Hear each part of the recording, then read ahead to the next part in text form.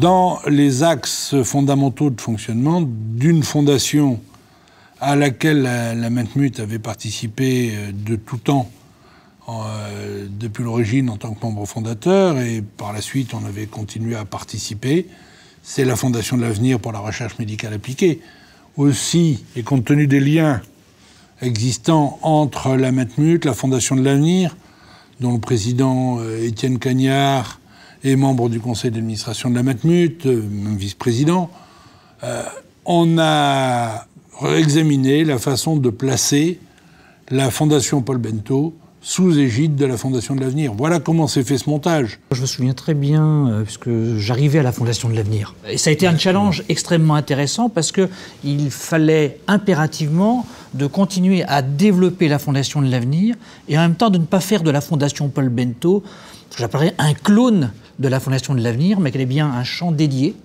à la fois dans ses niveaux d'intervention, dans sa façon d'intervenir, puisque quand on regarde avec le recul, elle intervient comme, mais pas tout à fait de la même façon que la Fondation de l'Avenir, au-delà du fait, c'était un des premiers échanges, si vous vous souvenez, sur lequel nous avions souhaité, il faut un levier d'intervention pour accompagner. Au début, on était plutôt presque exclusivement, et je crois qu'on a bien fait en disant de passer d'exclusivité à principalement l'innovation au sein des structures mutualistes. Et on sait que l'innovation ne peut pas se faire tout seul. Et à chaque fois que la Fondation Paul Bento va intervenir et jouer un petit peu les interfaceurs, je ne sais pas si le mot est bien juste, mais il illustre bien ce que je veux mettre en avant, entre la recherche académique et les praticiens qui sont au plus près des patients, ben effectivement, on a gagné. On a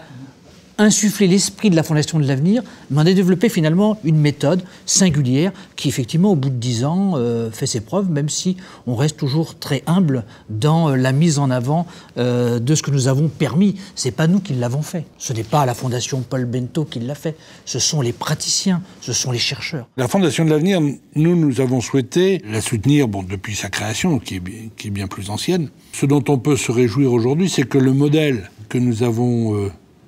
testé, élaboré